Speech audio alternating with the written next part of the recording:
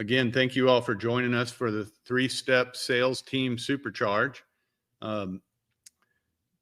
Just to give you a quick overview of what we're going to try and cover today, I'm going to do a little bit of discussion about, the old school selling, the way I learned to sell a long time ago versus automated selling, and what's different and also what's still the same. And then we're going to get into how do we reach thousands more customers? How do you just get in touch with a lot more customers affordably and quickly? And how do you fill the pipeline with leads that close? Not thousands of names, but leads that close. And then how do we automate that whole process so that it flows consistently and automatically for the sales team? And then, of course, we'll hopefully have some time at the end for your questions. So a little bit of background on SalesNexus and what we do. We're the CRM that sales teams love. That's always been our thing. Over the years, we've also built in a robust marketing automation capability. And the difference with our solution is rather than that being two different solutions that you kind of plug together and they work together, ours is one solution where everything is integrated, one user interface, one database, just makes it easier. We also provide a lot of services. We can help you with data cleansing and list cleanup, which is very important in this kind of a marketing and sales operation. And we can help you with setting up the CRM, training your team, creating your campaigns, etc. And then finally, we're the only CRM out there that will promise to you that we're not going to sell your data and spy on what you're doing with your customers. And that's becoming more and more important. Okay, and then a little bit about me. I'm an electrical engineer by training, but I got into sales very quickly after getting my education and, was in outbound selling, making cold calls. This was a long time ago when it was very old school, and I kind of learned things the hard way, but eventually got into management and, had to hire and fire and train salespeople and use CRMs.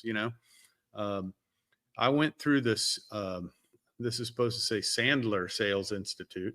That's a typo by me. I didn't catch. Sorry about that. But it's a great sales training program that's still around today.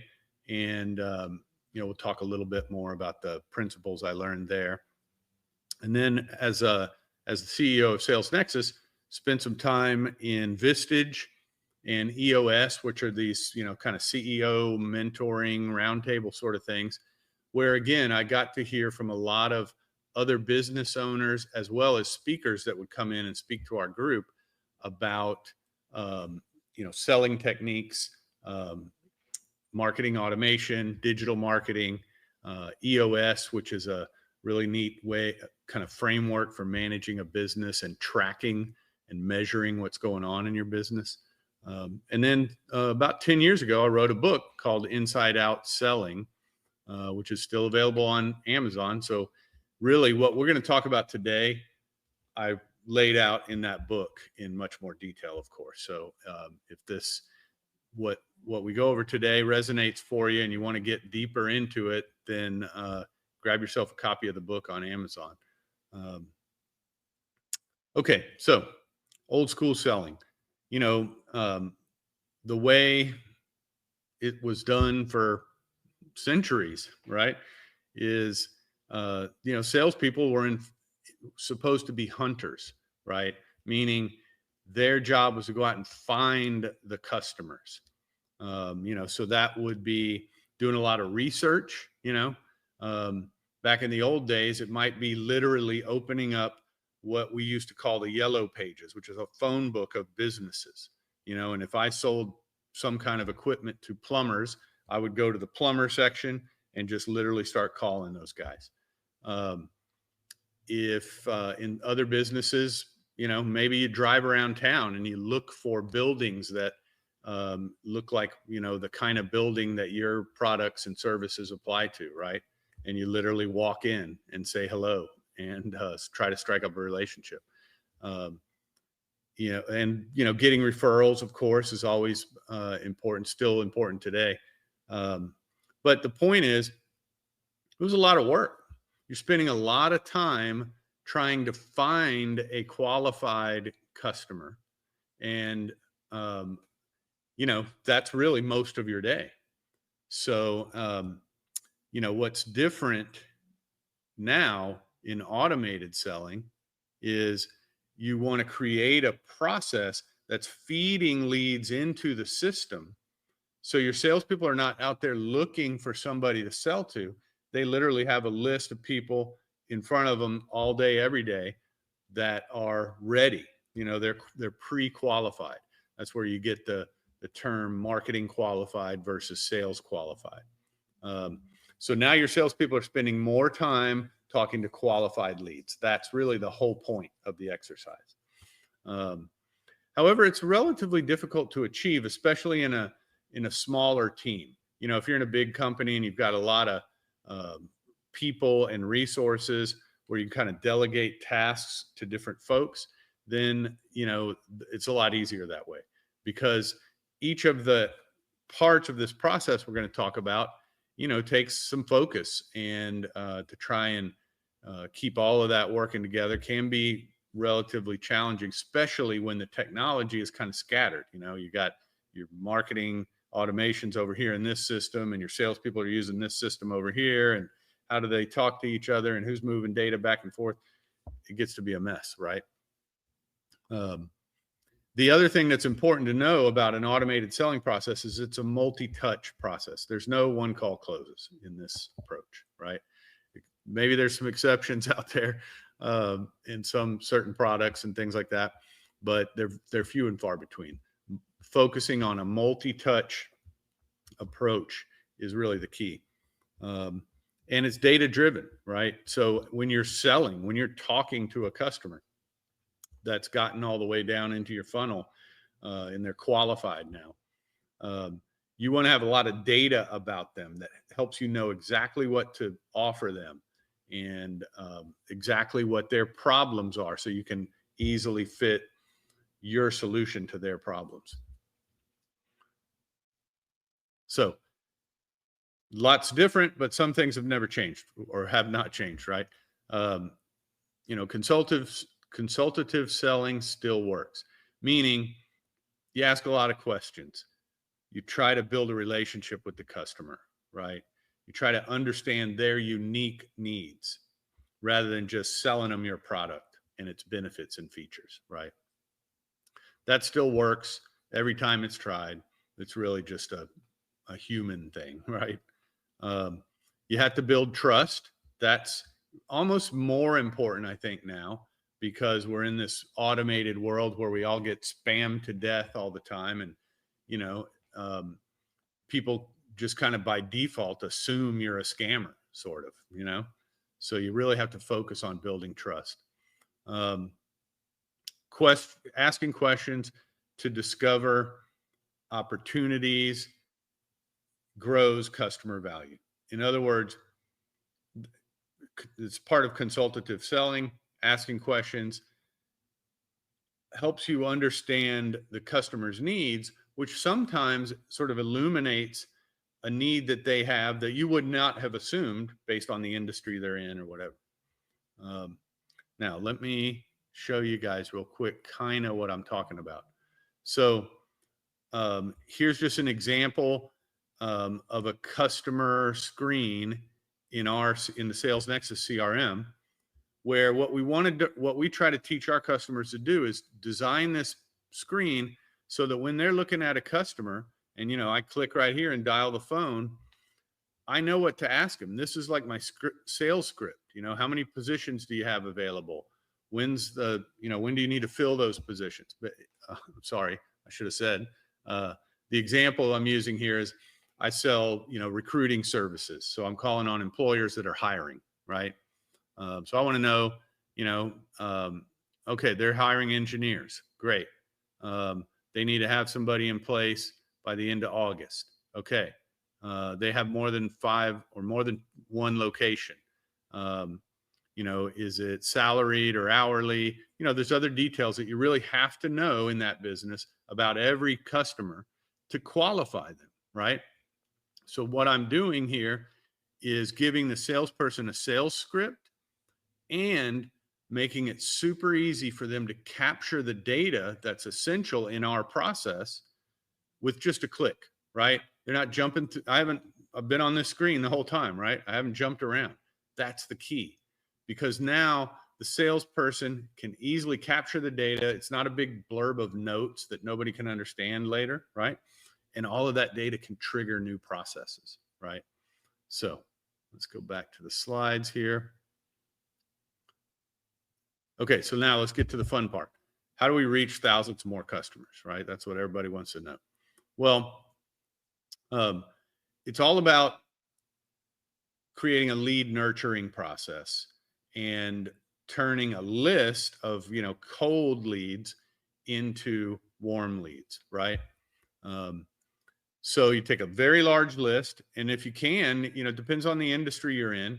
In some industries, if you sell widgets for manufacturing plants that build, automotive engines, right? There's kind of only so many people on the entire planet that will ever be your customer, right? So you can get a list of all of those people and now just start staying in touch with them. Not trying to turn them all into customers today. You're just trying to make sure they know you exist. So when things happen in their world and they need your product, they know to call you, right? And then you got to really break down your funnel. Now it's not so simple as, hey, I found a potential customer. I put my pitch on them. They said yes or no, right? There's a difference between a raw lead, meaning a list, a viable lead, meaning, they're in the right size business. They're in the right market, maybe, nurtured leads meaning they've seen some messages from you. You've earned some trust in their minds, right? And then active leads are the ones that are starting to engage, right? And then what people call marketing qualified. The technical definitions of that vary from business to business, but it'll be basically they've gotten a lot of messages from us and they're interacting with it and they're requesting information on the website. They're showing genuine interest, right? It's ready for a salesperson. So we want to create that process. But in order to really do it right, you've got to take a lot of data and boil it down, right? Demographic data, like we talked about, what market are they in? How big a company, how many employees, what's their title, and also more specific things to your business. And then what have they done? Have they downloaded your guide? Did they watch your video? Did they sign up for the webinar? Those kind of things. The key with this is don't rush it. That's what we see all the time. The biggest mistake everybody makes is they literally think they're going to get a list and they're going to send them all one email and people are going to come to their website and make purchases, right? It works sometimes, but it doesn't work very often. What works is sending them a regular stream of messages that makes them want to do business with you over time. And more importantly, you're not trying to convince them to buy your product now. You're trying to make sure they know about you and to call you when they need your product, when whatever happens in their world makes them need it, right? And the reason is, it takes a lot of touches. This is not new, but studies have shown for decades that, I think back when I was young and getting started in the business, marketing people would say, it takes 3 to 5 touches before somebody buys. Well, now it's a lot more than that for all the reasons we already touched on earlier. But you can see here, the problem that typically happens is even after the third touch, a typical salesperson, most of them, 80% of them, have given up. They're not going to make the fourth touch or the fifth touch or whatever, right? But only when you get down here to touch number 9 you got a 90% chance that they'll buy, right? So what we're trying to do is create a process where the automation does that for you. It does the touching, right? So the salesperson doesn't have to do it all. The other thing that's really important in doing this is you want to have a good customer persona. I'm not going to get into all of that because that's a whole other, that would be an hour by itself. But, you want to really understand your customers' goals, fears, objections, challenges, those kind of things, as well as the demographic stuff. And the better you can paint that picture of the ideal customer, the better you'll be able to create a nurturing campaign that will really, address his fears and so on and so forth, right? So how do we build that audience?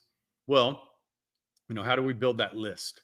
You can go to, in some businesses, there's a trade association that's, your customers, right? So you can go to them and sometimes you can buy their list, rent their list, partner with them that, they make your products and services part of their offering to their members, all sorts of different ways to do that. Trade shows, networking and referrals, obviously, and digital marketing. Or you can build a list. And let me show you that real quick. So here, what I've done, back to our recruiting example, I'm looking for owners, partners, and C-level folks at companies in the logistics business, because I know they're hiring, truckers or something, and I'm really good at recruiting and placing truckers. That's my target market, right? And I want to look for companies with 50 to around 2,500 employees, right? There's a lot of other criteria we could play around with here, but when I do that search, you can see I got 6,300 people came back, right? And all of them, I got their business email. A lot of them, I have their personal email. All of them, I got their business phone number, and a lot of them, I have their cell phone as well. So you can download that list and now start reaching out to them in a nurture campaign. It's not going to work, like I said before, to just put them on a blast saying, sign up now and get 50% off. That's not going to work because they don't know you, right? You have to earn the right to ask them for the sale, right? So you can go in here and search for different industries, different titles, different sizes of companies, et cetera. If that's something you're interested in, SalesNexus can definitely help you out with that. We believe that this is the most accurate B2B data that you're going to find, especially for the price. Okay, so let's go back to the show. Oh, I got off. Okay, here we go. So we want to fill the pipeline with deals that close, right? So we got this list. Now, how do we turn it into qualified leads, right? Well, we're going to create a nurture sequence like we've been talking about, where we first educate the customer. Just what works great. Everybody's seen it. It's not new or different. A lot of people do it. It's just, 5 ways to whatever, right? Whatever the problem is that your customers have, give them a quick tip or two on how to fix it. And when I say that, we're not talking about how to fix it with your product. We're talking about maybe how to fix it the hard way, the old-fashioned way, that kind of stuff. But what you're doing by doing that is you're letting them learn about their problem. And by trying the easy quick fix, they're going to realize much more how valuable your product or service is, right?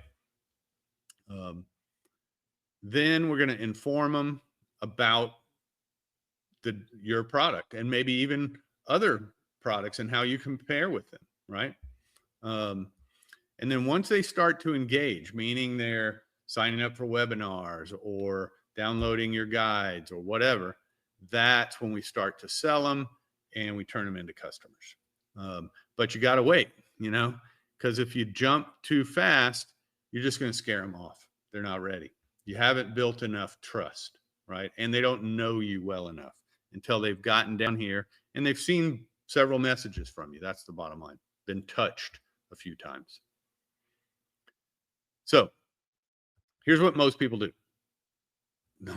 Well, most people do what I've already referred to, which is they just get a list and send everybody an email and hope for sales. One email, definitely not going to work very well. Even an email sequence, that's maybe 2 or 3 or 4 emails stretched out, one a week or whatever, right? That's going to work to some extent, but the way you really make it work so that your salespeople are really focusing on qualified leads is you add a few layers to the process, right? So I got my lists and I put them on some kind of cold email sequence, like we just talked about. It's very educational. We're not trying to sell them. We're trying to earn their trust and sort of brand ourselves as an expert in the field. That's all. Then once they start to click on those emails and sign up for our newsletter or attend our webinars or show some engagement, then we move them down to a new sequence, which maybe is a little more informational, a little more about our product and service, but it's still not trying to sell them, right? And then once they show some engagement with that sequence, then we put them on a new sequence that's going to be maybe request to book a meeting with a Calendly link or something like that. And, maybe you're prompting at this point your salespeople to call them. Maybe you're sending them text messages. You're going after them now. They're qualified because, they've seen a lot of messages from you. They've interacted with several of them. They're kind of raising their hand, right? So here's an example of the top of the funnel cold email educate sequence, right? It's just an email every 7 days for 10 weeks. These are all just templates that we've designed, but different messages every week, right? When they click on one of those, showing some interest, then they go down to the next one. If you want to get into more about how to create that sequence, I mentioned earlier, we did our email marketing workshops here a couple of months ago. And one of them, we covered what we call the 3 Ps, the 3 Ps of campaign performance. Picture the customer, poke the pain point, and pick one thing to change. Let me see. I'm going to try something here in our new platform that hopefully will work. I don't know if you guys are seeing that now, but you should be seeing a button that says the 3 Ps of email marketing campaigns. If you're not, let me know. But if you click on that, that'll take you to the video recording of that workshop. So that gets into a lot more detail on creating these kind of nurturing campaigns, if you want to really dive into that. So we create that top level educate campaign. And then when they click on that, they come down into a different campaign that still might just be emails. But like we talked about before, it's more informational. It's a little more about your company and how you compare with other alternatives and those kind of things. You're positioning your company and your product. However, one detail you notice here, notify clicks. So what that's saying is if they get to this second level campaign and then they click on one of those emails, that's a pretty strong signal. And I want to go ahead and alert my salesperson to just give them a call, right? So that's what this does. It gives the salesperson a notification. Hey, this guy's literally looking at your website right now, which can be a very effective way to prospect. Especially in a B2B world, people don't waste their time clicking on emails that you send unless there's a pretty serious interest, right? So,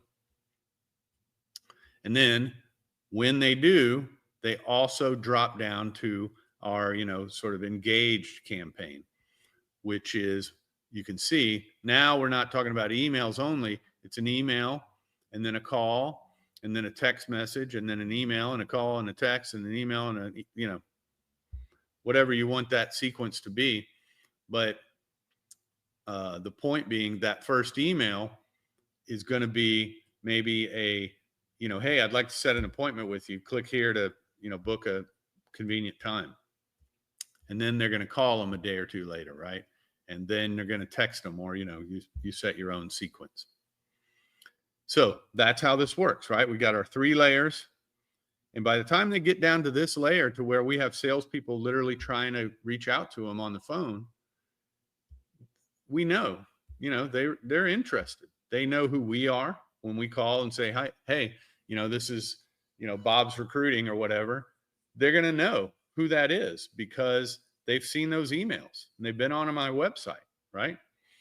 So there's already some familiarity, some trust. We know there's some interest. It's really more of a warm call and not so much of a cold call anymore. And of course, another way to do this would be, let's still not call them. Let's just send them links to book a meeting or links to register for our course, or, if you're more trying to go with a more of an e-commerce model, you just, send them to your landing pages in this, this third layer. And if you're really sophisticated, you can add more than 3 layers, right? There's no limit there. So now, of course, the other thing we want to do is automate this thing, right? Because what doesn't work is if you say to yourself, well, okay, on Monday morning, I'm going to come into the office, and while I'm having my coffee, I'm just going to send out the first email. And then, Wednesday or Thursday, I'll go in and send out the second email. And also, while I'm doing that, I'll try to figure out who opened and clicked on the first email and move them to another campaign, right? And then on Thursday, you're doing the same thing. And next week, you're doing the same thing again with other emails. And you got other people that are now on the second campaign, and you got to figure out which ones are clicking and need to go on a third campaign. And it really mushrooms out of control and gets way too hard to manage really fast. And probably just as importantly, you're busy. You got other things you're doing too.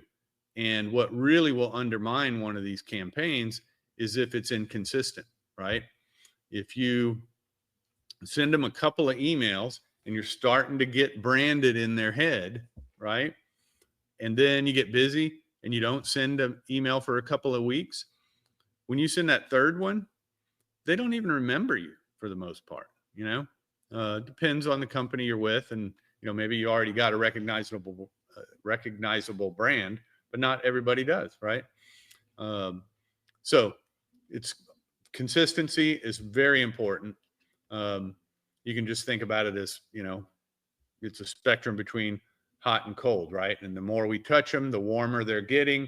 But if we stop touching them, they start getting cold again, right? So we got to automate it. We need to automate the delegation of tasks, right? We need to be able to, maybe in an e-commerce world where they actually make the purchase online, but without talking to a salesperson, maybe there's some back-end stuff where we need to, ship them their t-shirt or set something up in the accounting system or whatever, activate their account. Somebody on your operational staff needs to do some things. Well, you want to automate those tasks so that customers aren't sitting there waiting, right? So let me show you an example of that. let's see here. So back to our recruiting example.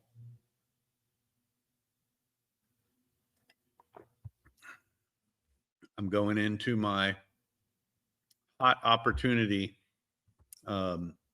automation, right? So when somebody talks to a salesperson and they fill out those fields with the right answers that make them a, wow, this is a great opportunity, then we want to put them on a special follow-up sequence, right? So that the way you do that is those fields that we looked at earlier that the salesperson's filling out. When he puts in hot opportunity and the position available is a lead engineer, which that happens to be our specialty, or maybe that's the most, sort of lucrative for us or whatever, then they automatically go on my new hot prospect sequence, which, as you can see, is emails and texts and calls and whatever. And it could be different. These tasks could be all delegated to the salesperson, but they could also be delegated to other people too. Salesperson calls them, but Susie in operations is going to send them their t-shirt or whatever. So that's how you automate it, right? You just take that data. We already have the data about how they're interacting with the website, with the emails, etc., right? We can use that to move them from one campaign to the next. And then when we have sales interactions, the salesperson's updating the CRM, which can trigger new automations, right? And now you're not sitting there on Thursday morning going, oh man, I got to send out the 4th email in the sequence for this list and the 5th email in the sequence for that list. And then I got to take these guys and put them on the 2nd level sequence. And, you don't have to worry about it. It's just happening. And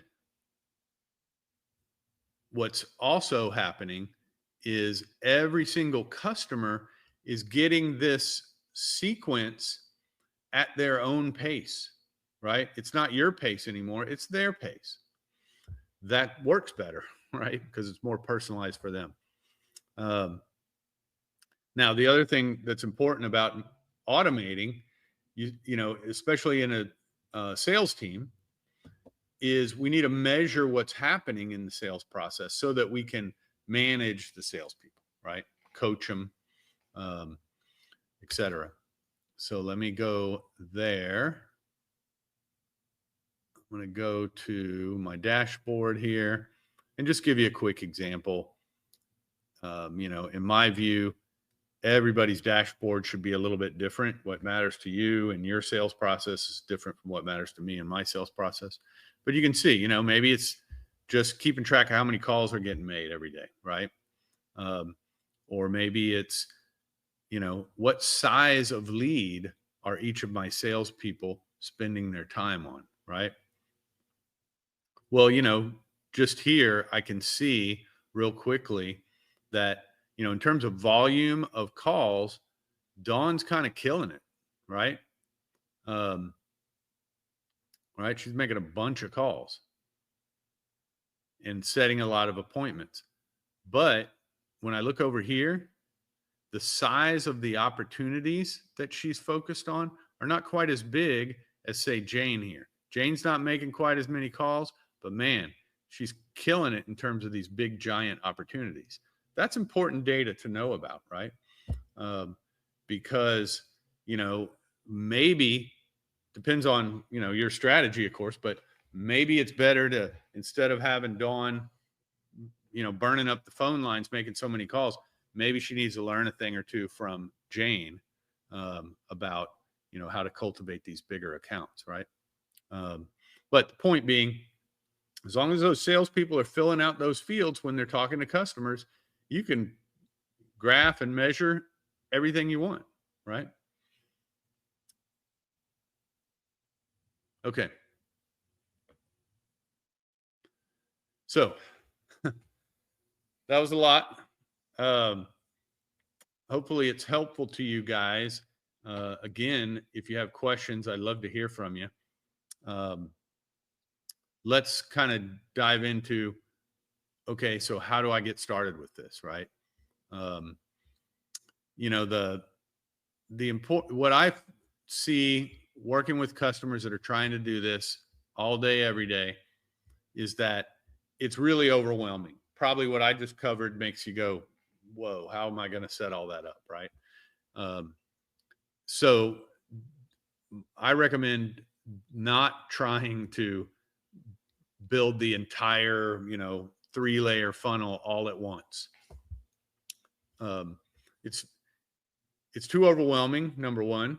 But number two, it's just not going to work, because what you think customers will respond to in an email or a text message or whatever, direct mail you could do as well.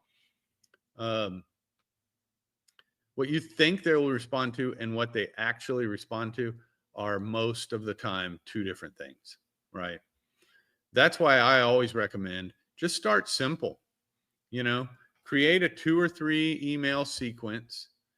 If you already have people coming to your website and requesting information, and you're just you're trying to manage that flow of leads with your sales team, create a little sequence for those leads and just turn it on. Make sure they all go on that automatically, and then see what are they, which ones are they clicking on? Which ones do they mention when you talk to them on the phone? Those kind of things. See what works and what doesn't. And whatever works, do more of that, and just optimize and keep adding, right? And you'll find that very quickly, if you do that, I would say if you spent a half a day, once a week, just looking at the analytics of that starter campaign and saying to yourself, okay, based on that, I think we also need an email that says this, that, or the other thing, right? And just create that one more email. In a couple of months, you got a lot of emails now, and they're all based on data about what works, right? So that's a much easier way to get started and build something that's going to actually work, in a relatively short amount of time. So you're starting simple and you're just improving incrementally, right? When the thing that most people, other than just not starting because it's too overwhelming, that's the number one thing that we see people doing. The number two thing, the number two mistake that they make is, they're just creating those nurture campaigns. They just get it wrong, and mostly what I mean by that is they're trying to sell in the emails, and that's not what works. Like we talked about earlier, what works is offering value, earning trust. And like I mentioned earlier, take a look at that, the email marketing workshop video that I still got on the screen, I believe, that you can use to really dive into how to create those nurturing campaigns. And it's the same thing in terms of, start simple and improve incrementally with your nurture campaigns. All you got to do is go in there and look at which emails are getting opened and which ones are getting clicked on. And that tells you what to fix. If the opens are low, then the subject line is bad. Change it. Try something different. If you're getting opens, but nobody's clicking, well, that means the offer that you're making or the call to action in your email is not working. It's not resonating. So work on that, right? So the data will help you quickly optimize things.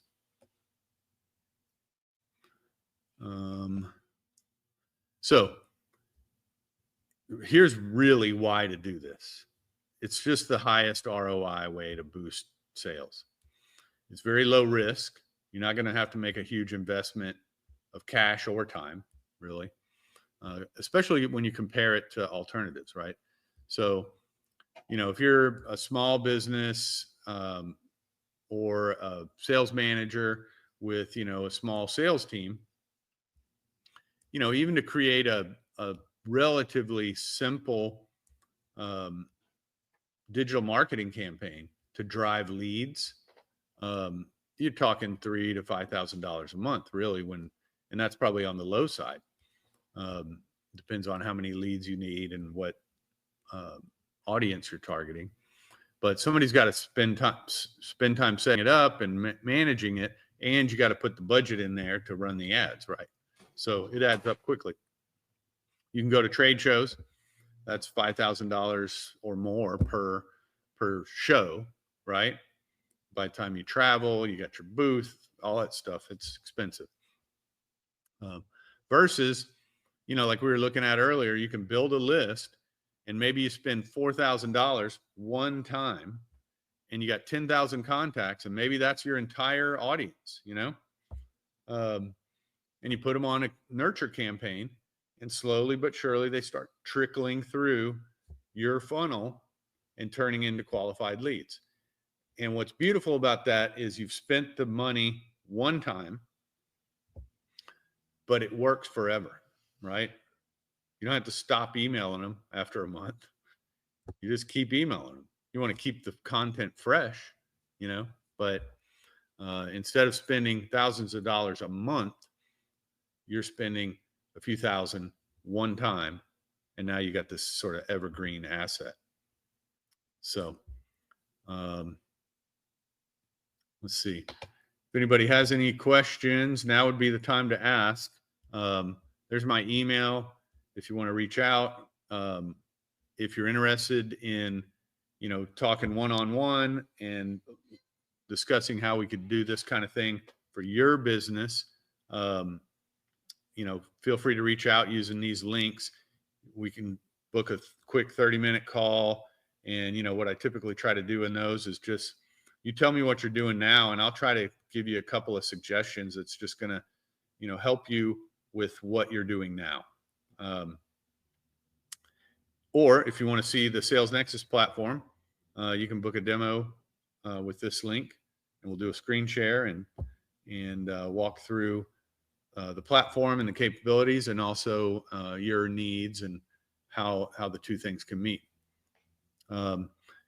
Either way, if you book an appointment, we'll give you $500 in credit that you can use towards purchasing lists like we looked at, cleansing data that you already have, or enriching that data, filling in missing phone numbers and things like that, or towards a subscription to SalesNexus.